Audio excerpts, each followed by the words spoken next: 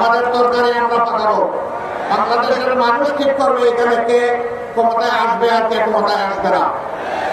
সম্মানিত ভাইয়েরা, তিনটা নির্বাচন গেল, তাদের কার্যকালে, তাদের মেয়াদকালে গায়ের জোরে যেভাবেই হোক ক্ষমতায় ছিল, সেই সময়টা এদেশের আপামর জনগণ ভোট দিতে পারেনি। বিশেষ করে এখন যাদের বয়স 26 বছর হয়েছে, তারা তিনটি নির্বাচনে একটা ভোট দেওয়ার সুযোগ পায়নি। কেন? যুব সমাজকে বাদ দিয়ে আমার দেশ চলবে? এদেশের উন্নয়ন অগ্রগতি হবে? কখনো না। শেষ পর্যন্ত যুব সমাজের সমস্ত অধিকার কেড়ে দেওয়া হলো। ছাত্রদের হাতে সার্টিফিকেট ধরিয়ে দেওয়া হয়, কিন্তু চাকরি এবং কাজ তাদের কপালে জুটে না। কোটার চক্রান্তে বন্দী করে তাদের কপাল কিসমত হাইজ্যাক করে নিয়ে যাওয়া হলো।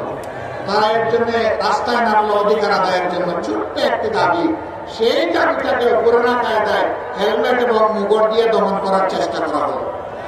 গুলি চালানো হলো, শেষ দিন পর্যন্ত মানুষের বুকে গুলি চালানো হলো। কম বেশি 2000-এর মতো বুকের দম কেড়ে নেওয়া হলো।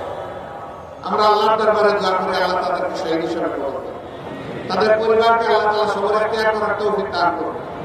34,000 ছেলে মেয়েকে কঠিন ভাবে আক্রমণ করে, আহত করে, তাদেরকে পঙ্গু করে দেওয়া হয়েছে। 500-র অধিক দুই চোখে দেখে না, 750-র অধিক এক চোখ হারিয়েছে। 500-র বাইরে কত হাজার পা হারিয়েছে, হাত হারিয়েছে, আল্লাহ ভালো জানেন। সেই হিসাব আমরা এখন করতে পারি।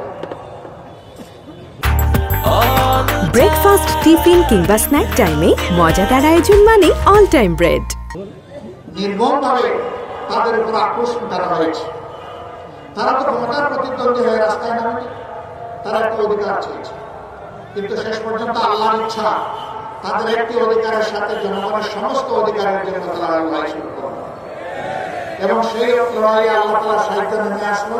আল্লাহ তাআলা বাংলাদেশের জনগণকে উপহার দিলেন শান্তি এবং স্বাধীনতা, যার কারণে আজকে আমরা কথা বলতে পারছি। এরকম ময়দানে গত 15.5 বছর আপনারা কোন দলকে দেখেছেন? আওয়ামী লীগও নামে নাই।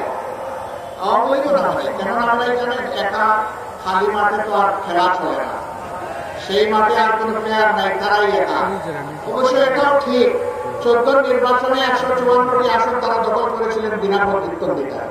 18 নির্বাচন করেছেন রাতের বেলা, মিডনাইট ইলেকশন।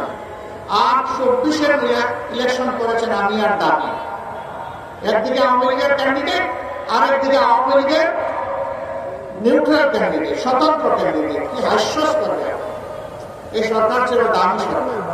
আলহামদুলিল্লাহ, দামি সরকার হওয়ার কারণে সামান্য একটু ফ্লুতেই উঠে গেছে সরকার। এখন তারা আবার মুখে ধমকে দিচ্ছেন, আবার তারা ফিরে আসবেন, দেহ দখল করবেন, আবার আগের মতো তারা তাণ্ডব চালাবেন। বলেন যে খাইয়ে নাও, যে কয়দিন বাঁচার বেছে নাও, আবার আসতেছি, আবার দেখা হবে। মানে আত্মস্বীকৃত খুনি, খুনের ভুক্তার দিয়েই চলেছে। আমরা তাদেরকে বিনয়ের সাথে বলতে চাই, এই অধ্যায় ক্লোজ। আমার ভাই রহিম ইসলাম খান বলেছেন, স্বৈরশাসকরা পালিয়ে গেলে আর ফিরে আসে না। চৌশেস্কু আসে নাই, রেজা শাহ পাহলভি আসে নাই, বেন আলী আসে নাই, আর উনি কয়েকজনের নাম নিয়েছেন, কেউই আসে নাই। না, কেউ আসতে পারবে না। শ্রীলঙ্কার স্বৈর শাসনও পালিয়ে গেছে, আসে নাই, আসবে না। আপনারা মানসিক সান্ত্বনার জন্য যাই বলতে থাকেন বলুন, বাংলাদেশের মানুষকে বোকা ভাববেন। অনেক যন্ত্রণা আমাদের উপর করা হয়েছে, চাপিয়ে দেওয়া হয়েছে, জুলুম করা হয়েছে।